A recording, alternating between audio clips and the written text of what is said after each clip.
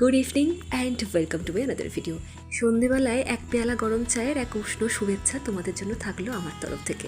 সকাল থেকে long video দেওয়ার সময়ই পাইনি, আসলে ভয়েস ওভারই করা হয়নি। বাবার তো এক্সাম চলছে, তাই ওর পিছনে অন্যান্য দিনের তুলনায় খাটনিটা একটু বেশি যাচ্ছে। এখন বাজে হচ্ছে ঠিক 8:10, আমি ভয়েস ওভার করছি কারণ বাবাই পড়তে বসেছিল, কিন্তু পড়ার ফাঁকে ওর প্রত্যেক দিন থাকে 5 মিনিটের একটা ব্রেক। সেই ব্রেকও এখন বারান্দায় ঘুরছে আর আমি এই সময় ভয়েস ওভার করছি। একদম পুরো বলের মতো দেখতে না, আমাদের গাছের পেঁপে। অনেক দিন না রাতে পেঁপের ডালনা, মানে এই যে ছোলা দিয়ে যে একটা নিরামিষ পেঁপের তরকারি হয়, আমরা মেনলি পেঁপের ডালনাই বলি, তো সেটা করা হয়নি। আজকে ভাবছি ওটা করবো। ছুরিটা গেল কোথায়? ছুরি ছুরি ছুরি।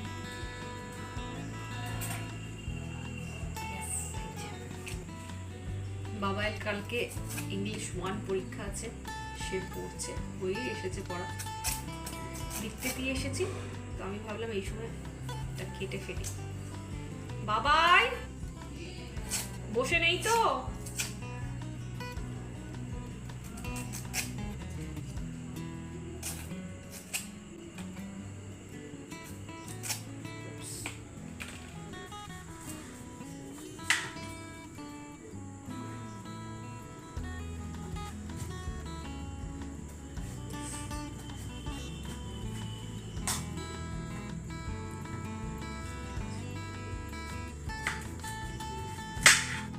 তুই বাজার থেকে নানা রকম সবজিপাতি নিয়ে আসুক, সবসময়তেই দেখেছি বাড়িতে কোনো জিনিস যদি ফলে তার কিন্তু একটা অন্যরকম মাত্রা থাকে, তার ভালো লাগাটা একটু অন্যরকম। কদিন ধরে ছোট ছোট পাকা পেঁপে আমরা খাচ্ছি, তো আজকে এই বড় সাইজের পেঁপেটা দেখে আমার মনে হলো অনেক দিন তো পেঁপের ডালনা করিনি, আজকে করি। এই ছোলা আলু দিয়ে পেঁপের এই ডালনাটা খেতে কিন্তু খুব ভালো লাগে। রুটি বলো, পরোটা বলো, অনেকে তো শুনেছি আবার ভাত দিয়েও খায়। যদিও আমরা ভাত দিয়ে খাই না, আমরা রুটি বা পরোটা এটা দিয়েই খাই।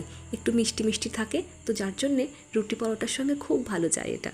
তবে আমাদের ওখানে না সরু চাকলি পিঠের সঙ্গে পেঁপের ডালনা খাওয়ার খুব চল ছিল। অনেকেই হয়তো শুনে একটু অবাক হবে, তবে খেতে কিন্তু খুব ভালো লাগতো।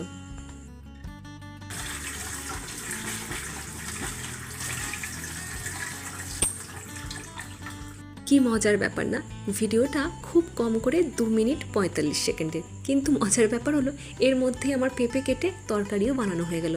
যদি সত্যি এইভাবে করতে পারতাম কত সময় না বাঁচতো, তাই না? চলো, থ্যাংক ইউ ফর ওয়াচিং।